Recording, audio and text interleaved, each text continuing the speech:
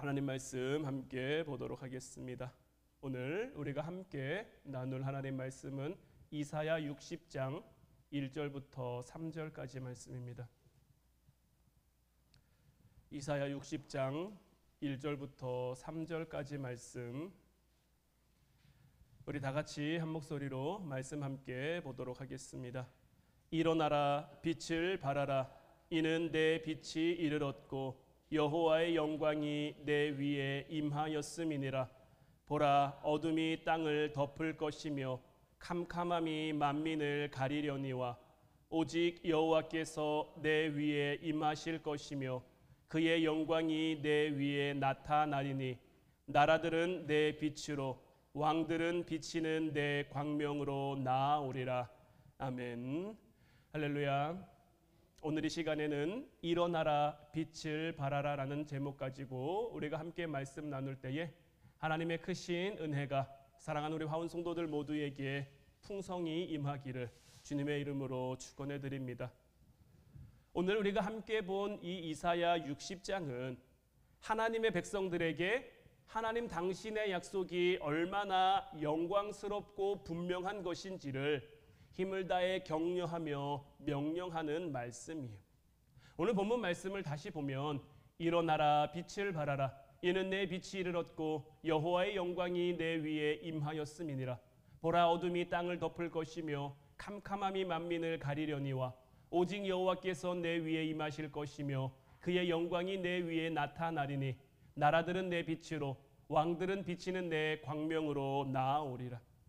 모든 성도들이 가져야 하는 그 복음의 위대함, 하나님 약속, 하나님이 주실 그 승리와 영광에 대한 그 어떤 것들이 우리에게 찾아올 것을 지금 하나님께서는 말씀하고 계신 거예요. 일어나라, 빛을 발하라. 이는 내 빛이 이르렀고 여호와의 영광이 내 위에 임하였다라고 주님 말씀하시며 우리를 향해 하나님의 약속, 하나님의 선언을 들려주고 계신데 이 빛이 언제 어느 때에 어떻게 임하느냐. 보라, 어둠이 땅을 덮을 것이며 캄캄함이 만민을 가리려니와 어둠이 가득한 곳에 빛이 임하는 것, 캄캄함이 만민을 가리는 곳에 빛이 임하는 것, 우리가 하나님이 우리에게 주신 일어나라, 빛을 발하라. 내 빛이 이르렀고 여호와의 영광이 내 위에 임하였다. 이 말씀에 대한 성취와 선포가 우리를 통해 일어나야 되는데 우리를 통한 성취, 우리를 통한 선포가 언제 일어나야 되느냐? 어둠이 땅을 덮고 있을 때, 캄캄함이 만민을 가리우고 있을 때 우리를 통해서 이 빛을 향한 선포가 이루어져야 된다라는 것. 우리가 지금까지 함께 나눈 이 이사야서 말씀을 보면요, 특별히 이사야 56장부터 59장까지를 보면요, 하나님의 그 일하심에서 원칙과 심판으로 이해되는 그 1차적인 세계관에 대한 말씀들이 먼저 우리에게 보여졌단 말이에요. 왜냐하면요, 이스라엘들은요, 자기들이 죄를 범했습니다. 하나님이 주신 약속을 지키지 못했습니다. 그들은 하나님의 백성으로 사는 데 실패했어요. 도덕적으로 타락했고요, 우상을 섬겼고요. 그래서 하나님이 그들을 치셨단 말이에요. 1차적 세계관이 무엇입니까?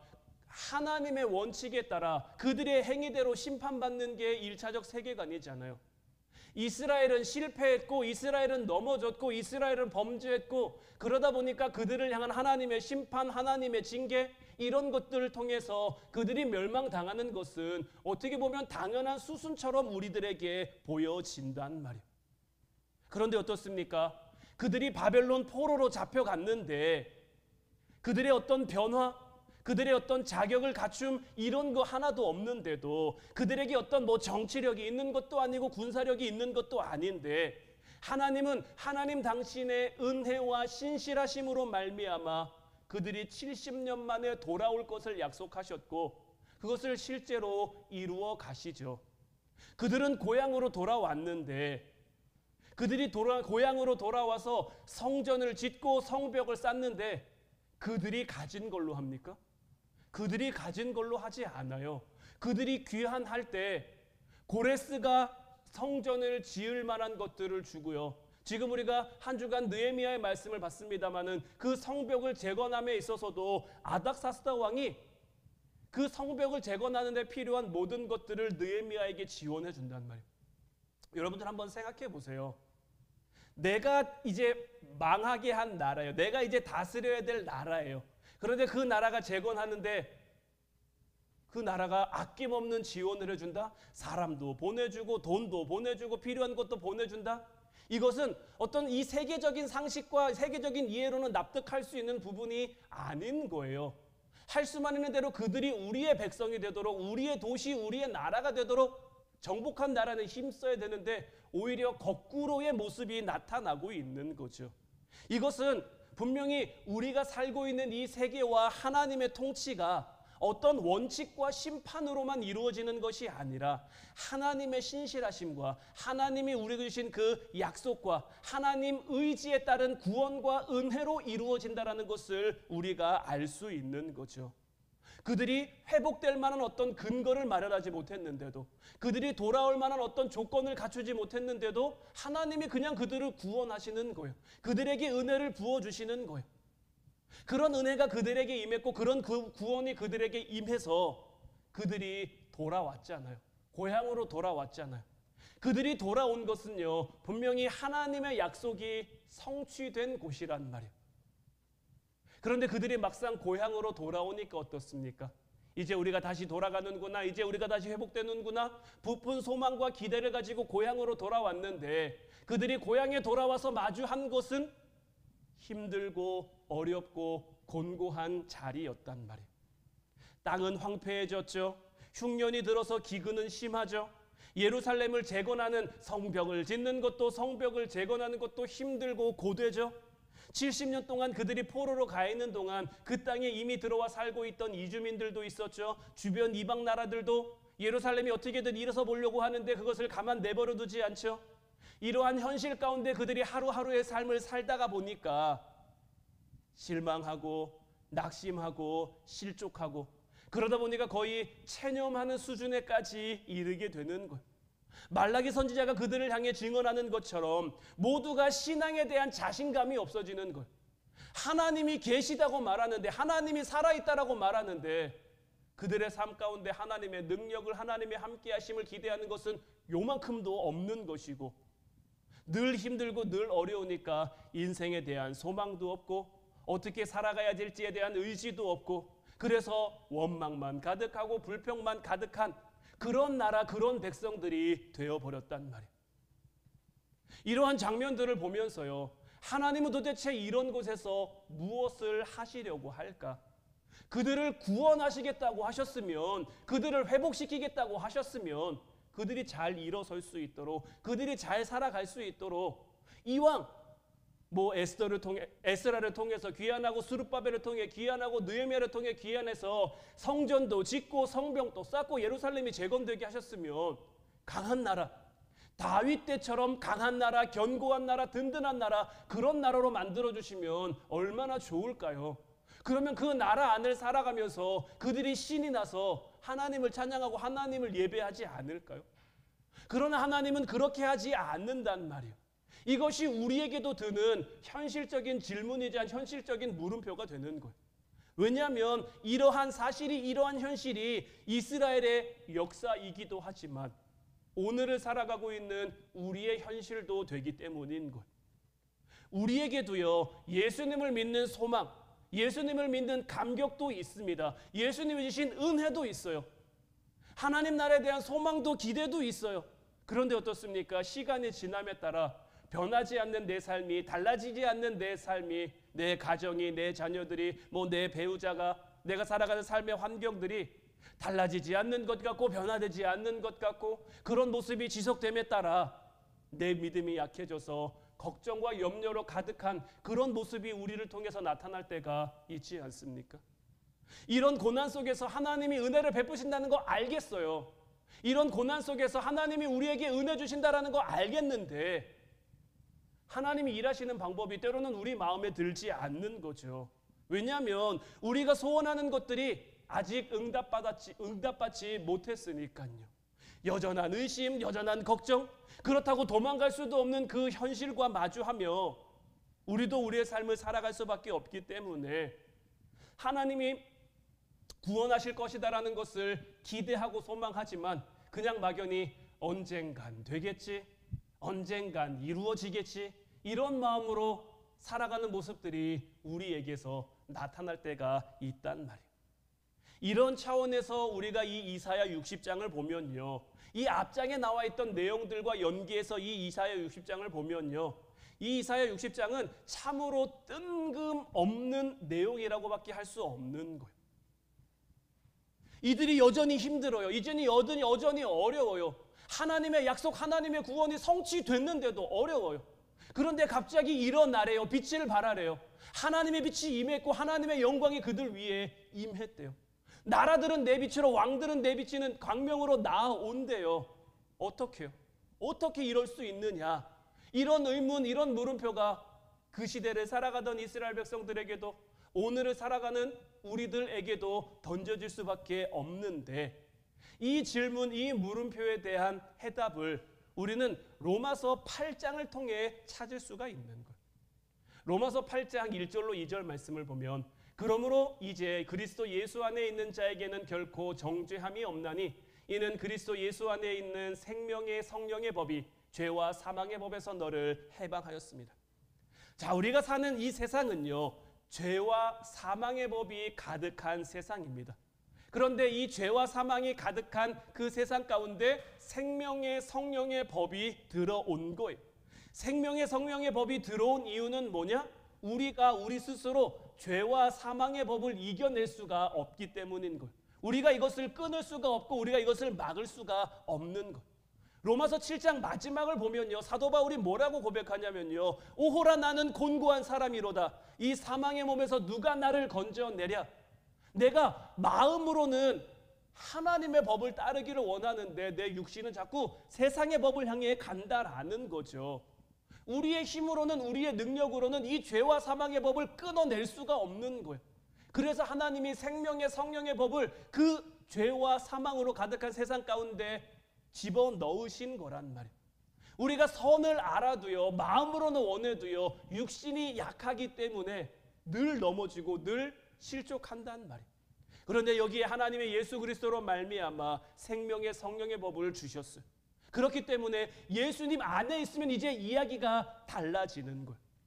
로마서 8장 28절 말씀 보면, 우리가 알거니와 하나님을 사랑하는 자 곧 그의 뜻대로 부르심을 입은 자들에게는 모든 것이 합력하여 선을 이루느니라.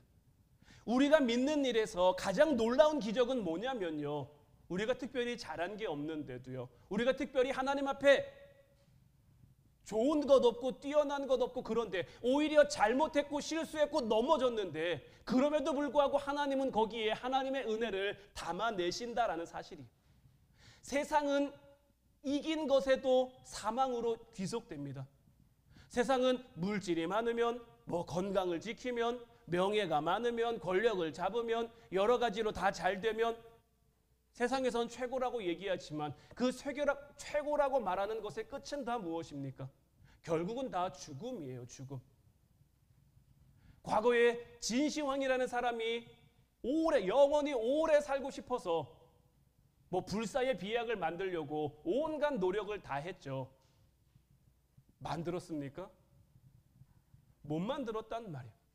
지금도 세상적으로 많은 과학기술, 의료기술, 여러 가지 첨단 기술이 발달됐는데 이런 기술로 인간의 죽음을 막을 수가 있습니까? 인간의 죽음을 막을 수 있는 거, 조금 인간의 기술로 조금 늦췄다라고 표현할 수 있을지는 몰라도 인간의 죽음을 막을 수 있는 것은 아무것도 없고요. 그 죽음을 늦췄다도 그냥 하나님이 허락하시고 하나님이 내비두시니까 그게 가능한 거지. 지금 이 자리에서라도 하나님이 너 이제 그만 와라 그러면 우리는 아예 소리 못하고 그냥 하나님께 올라가야 되는 거예요. 이 세상은 이긴 것도 결국은 다 사망으로 종속되고 사망으로 귀속됩니다. 그러나 생명의 성령의 법 안에서는요, 우리가 실패해도요, 우리가 넘어져도요, 그것이 생명으로 이어진다라는 데 그 소망이 있는 것. 그런데 우리가 사는 이 세상 속에서, 우리가 사는 이 세상은 죄와 사망이 익숙하고 죄와 사망이 만연하고 죄와 사망이 가득한 곳인데, 이 안에 생명과 성령의 법이 들어와 있으니, 이 두 가지 다른 것이 우리 안에 다 들어와 있으니 이것이 우리를 혼란스럽게 하는 거죠. 그리스도 예수 안에 있는 생명의 성령의 법이 우리를 죄와 사망의 법에서 해방시켜 주셨단 말이에요. 그런데 그 구원의 완성은 언제 이루어집니까? 예수님이 다시 오셔야 이루어진단 말이에요. 그때까지는요, 우리가 생명의 성령의 법 아래 살아도요, 그 구원의 완성이 보류되어 있단 말이에요. 여전히 죄와 사망의 법이 힘을 바라고 능력을 바라고 권력을 바라는 그 세상의 구조와 환경 속에서 우리가 살아가니까 하나님은 이런 세상 가운데, 이런 시대 가운데 우리로 하여금 생명의 성령의 법을 누리는 자로 살아가라고 하니까 이렇게 살아가는 그 삶의 자리에 고난이 있을 수밖에 없는 거예요.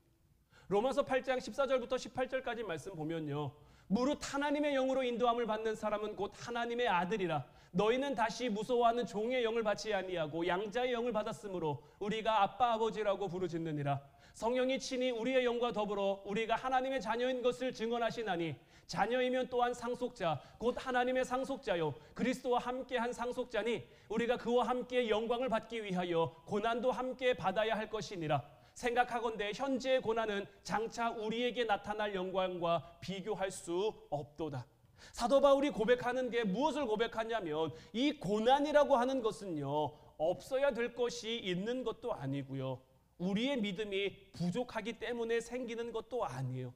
우리에게 고난이 있는 것은요, 세상이 아직도 가지고 있는 그 죄와 사망의 권세 속에서 하나님의 그 생명의 성령의 법이 우리 안에 충만케 하시고 우리 안에 영광으로 다듬어 가고 계시기 때문인 거예요. 그래서 그 영광을 받기 위해서는 그 세상과 다른 고난도 우리가 함께 받아야 되는 거예요. 그런데 이 고난을 받으면서도 우리에게 소망이 있는 것은 무엇입니까?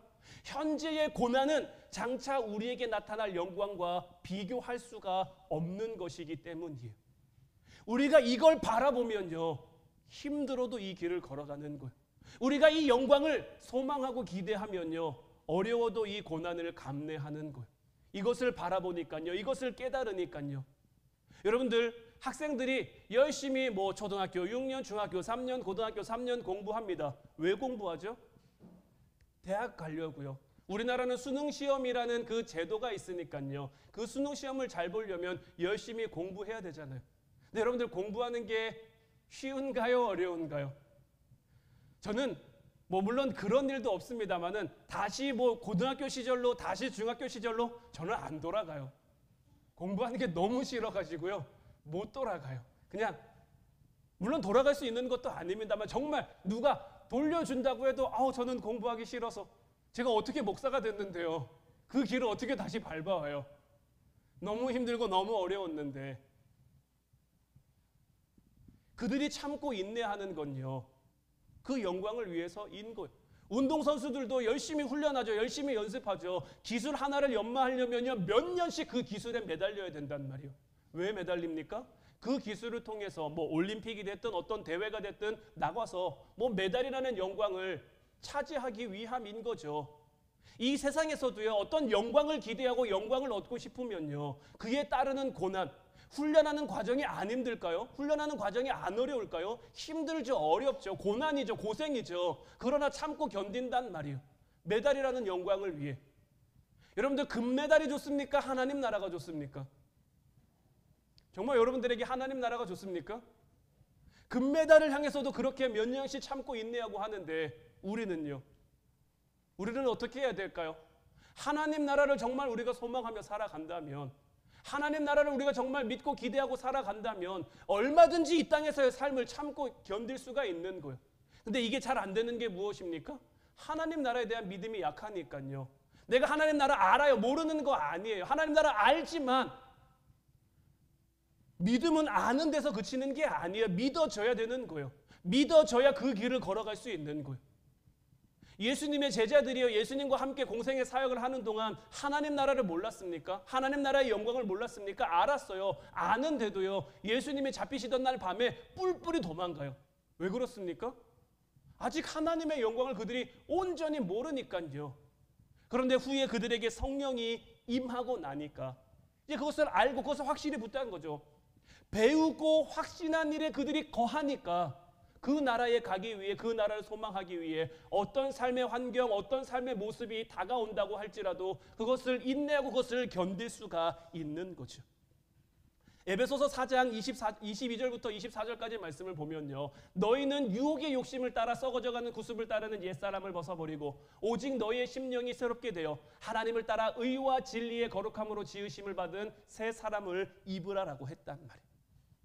사도 바울은 우리에게 새 사람을 입으라고 권면하고 있는데 왜 우리에게 이렇게 권면하느냐?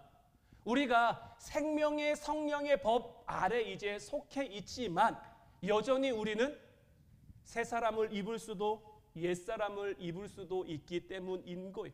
구원을 받았지만 구원을 받았어도 왔다 갔다 할 수 있는 그러한 존재이기 때문에 사도 바울은 자꾸 우리를 향해 의와 진리의 거룩함으로 지으심을 받은 새 사람을 입으라라고 말하는 거예요.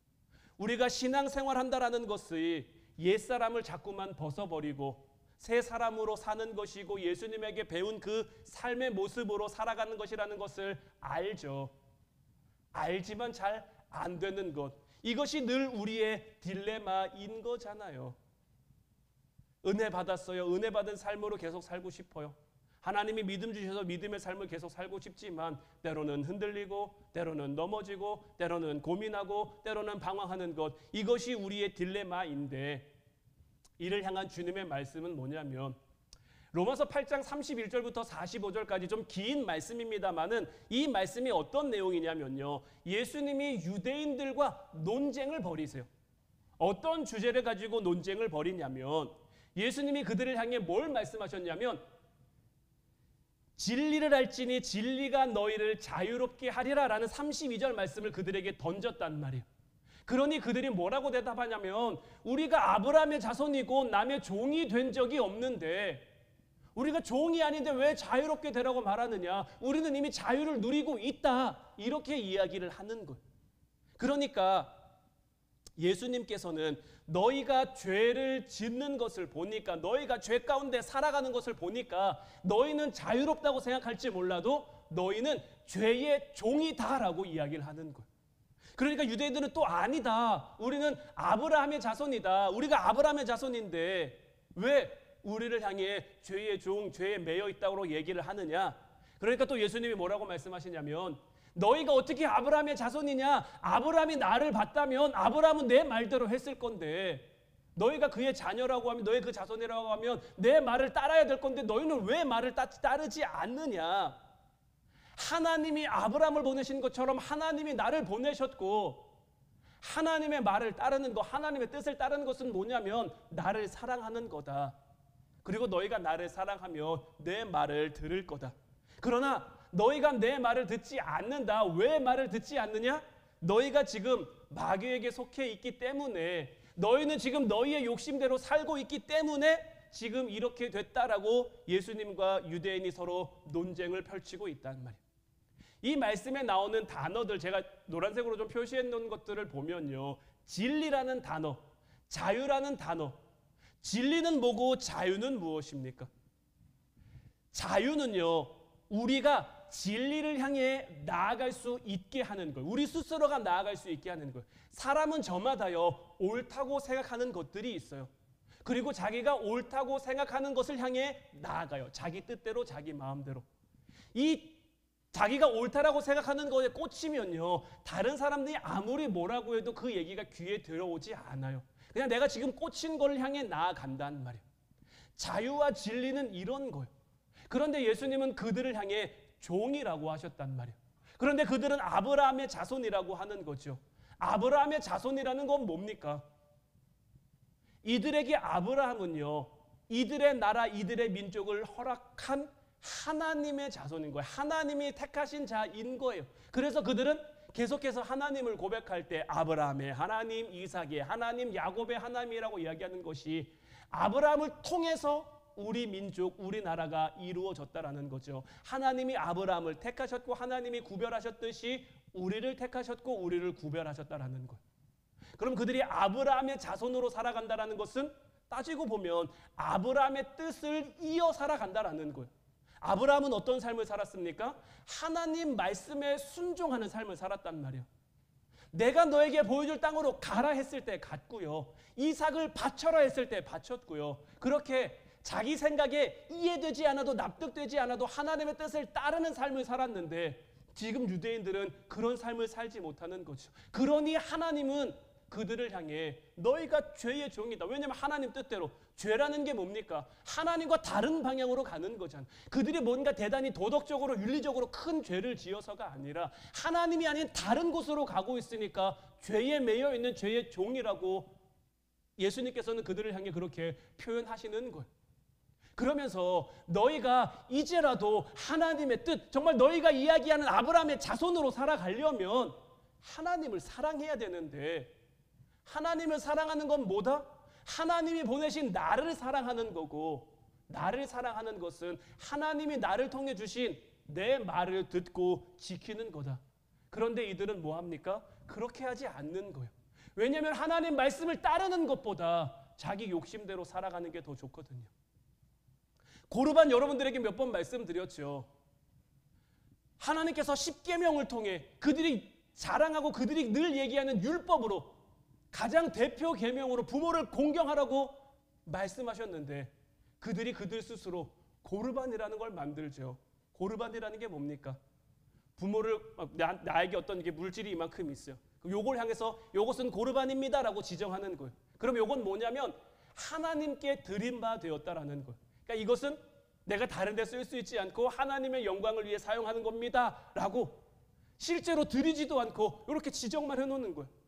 그러면 부모가 어려워요. 부모를 공양해야 되는데 부모님, 어머니, 아버님 도와드리고 싶은데 요건 고르반입니다. 안 도와주는 거예요. 옮기지 않는 거예요. 공양하지 않는 거예요. 그들 스스로 하나님을 사랑한다고 이야기하면서 하나님이 주신 그 말씀조차 그들의 뜻대로 하지 않는 거죠. 이 모든 것들이 다 무엇 때문입니까? 그들에게 있는 욕심 때문이다라는 거예요. 욕심대로 그들이 살아가니까 예수님께서는 그들이 죄에 매여 있는 죄의 종이다라고 하시는 거예요. 그러니까 예수님께서는 오셔서 이 땅에 오셔서 한 것이 무엇입니까? 죄에 매여 있는 우리를 풀어주신 거예요. 왜 풀어주십니까? 죄에 매여 있으면 하나님을 제대로 볼 수 없으니까요. 욕심의 눈이 가리워져서 하나님을 제대로 볼 수 없으니까 그 죄에서 우리를 풀어주셔서 하나님을 볼 수 있게 만들어주시는 거죠. 그리고 하나님을 만남으로 인해 이제 우리가 진리를 보게 된 거예요. 그렇게 우리에게 진리가 들어왔고요. 진리를 따를 수 있는 그 자유가 우리에게 들어왔단 말이에요. 그런데 여기서 하나님은 우리에게 이 진리를 따를 수 있는 그 자유만 주신 게 아니라 그에 따른 책임도 우리에게 요구하신다라는 거죠. 세상이 힘을 가진 것처럼 우리를 거스르고 우리를 위협하는 그 현장에서 하나님은 우리에게 하나님의 백성다운 삶을 살라고 우리에게 요구하시는 것. 그러니까 세상이 추구하는 게 있고 하나님이 우리에게 요구하는 게 있고 이 둘이 서로 부딪히니까 이 부딪힘 가운데 우리의 삶이 고난이 우리의 삶이 고생이 생길 수밖에 없는 것. 근데 하나님이 우리에게 이 고난을 요구하시는 것은 이 고난과 고통과 거스름 속에서 하나님이 허락하시는 그 새 창조와 새 구원을 이루어내시기 위함인 거예요. 이 모든 것들 가운데 하나님은 우리를 향해 나와 함께 싸우자, 나와 함께 나아가자 이렇게 말하는 거예요. 그렇게 하나님의 영광을 우리가 함께 누릴 수 있는 그 기회를 우리에게 주시는 거예요. 오늘 본문을 다시 보면 일어나라 빛을 발하라 이는 내 빛이 이르렀고 여호와의 영광이 내 위에 임하였음이니라. 보라 어둠이 땅을 덮을 것이며 캄캄함이 만민을 가리려니와 오직 여호와께서 내 위에 임하실 것이며 그의 영광이 내 위에 나타나리니 나라들은 내 빛으로 왕들은 비치는 내 광명으로 나아오리라. 여러분 어둠은요, 어둠만 있을 때는 굉장히 강해 보이죠. 그리고 어둠이 우리에게 주는 특징은 무엇입니까? 아무리 우리가 익숙한 곳에 있어도요, 어둠에 들어가면요, 우리의 삶을 늘 불안합니다. 우리의 삶을 늘 걱정이 생깁니다. 낮에 잘 가던 길도요, 밤에 캄캄하게 가면요, 굉장히 이상해요. 이상해요. 낮에는 그냥 눈 감고도 갈 수 있는 길인데 밤만 되면 그렇지 않단 말이에요. 어둠이 우리에게 주는 것이 바로 이런 거예요. 이런 것들 가운데 빛은요, 들어오는 순간 끝납니다. 하나님이 우리에게 이제 우리가 같이 싸우자, 같이 나아가자고 하지만요, 이미 우리에게 빛을 주신 순간 어둠은 물러가게 돼 있는 거예요. 고난이 가득한, 힘듦이 가득한, 문제가 가득한 그 어둠의 세상이지만 빛이 들어오는 순간 모든 것은 다 끝날 수밖에 없는 거예요. 그런데 여기서의 또 한 가지 딜레마는 뭐냐면 우리가 생각하는 그 문제의 끝과 하나님이 바라시는 그 문제의 끝이 다르다라는 데 있는 거예요. 우리는 자꾸 무엇을 바랍니까? 내 삶이 좋아지는 것, 내 삶이 괜찮아지는 것. 내가 물질 때문에 어둠을 겪고 있었어요. 그럼 내 안에 빛이 들어오면 물질의 문제가 다 해결되는 것. 내가 건강이라는 어둠의 문제를 겪고 있었어요. 그러면 빛이 들어오면 건강이 다시 회복되어야 되는 것. 우리는 자꾸 이런 거를 바라는데 하나님이 우리에게 바라시는 것은 물론 이렇게 하나님이 이끌어 가실 수도 있지만 그렇지 않을 수도 있다라는 거예요. 하나님이 우리에게 바라시는 것은 너희가 어떤 자리에 있더라도 하나님의 영광이 되라는 거예요. 우리에게 많이 주셨으면 많이 주신 자리에서 하나님의 영광이 되는 거고요. 우리에게 하나님이 안 주셨어요. 조금 주셨어요. 그럼 그 자리에서 하나님의 영광이 되라는 거예요. 이 하나님의 영광이 되기 위해 우리 스스로 발광하라는 게 아니에요. 우리 스스로 빛을 내라는 게 아니에요. 하나님이 하나님의 빛을 우리 위에 임하게 해주신 것. 하나님의 영광이 이미 우리에게 임한 거예요. 그러면 우리는 우리에게 임한 그 빛을, 우리에게 임한 그 영광을 비추며 살아가기만 하면 되는 거예요. 이제 바라기는 이 빛으로 살아갈 수 있는 여러분들 되시기를 주님의 이름으로 축원해 드립니다. 이스라엘 백성이 바벨론에서 돌아왔어요. 여전히 어려웠어요. 여전히 힘들었어요. 여전히 문제 많았어요. 하지만 그 가운데 하나님이 그들에게 바라신 것은 다시 강한 나라, 다시 굳센 나라, 다시 든든한 나라, 이런 나라를 세우기를 바란 것이 아니라 그들은 그것을 꿈꿨고 그들은 그것을 소망했을지 몰라도 하나님이 그들에게 바란 것은 그 자리에서 하나님을 예배하며 그 자리에서 하나님의 이름을 높이는 이거 바라신 거란 말이에요. 지금껏 하나님이 모든 이스라엘의 역사를 통해서 그들에게 바란 건 이거밖에 없어요. 하나님의 이름을 기억하고 하나님을 예배하는 백성이 되라. 그러면 나머지는 내가 책임져 주겠다. 내가 더해 주겠다. 있어야 될 것, 필요한 것들 너희에게 다 주겠다. 하나님은 늘 이렇게 말씀하셨어요. 이것은 오늘을 살아가고 있는 저와 여러분들에게도 마찬가지인 거예요. 먼저 그의 나라와 그의 의를 구하라. 그리하면 이 모든 것을. 그런데 자꾸 우리의 삶에는 어떻게 됩니까? 이 모든 것이 앞서는 거예요. 이 모든 것을 향한 걱정과 염려. 하나님이 함께 하신다고 될까? 하나님이 함께 하시면 해결될까? 때로는 하나님 생각도 안 나요. 문제가 앞서 있어서, 어려움이 앞서 있어서.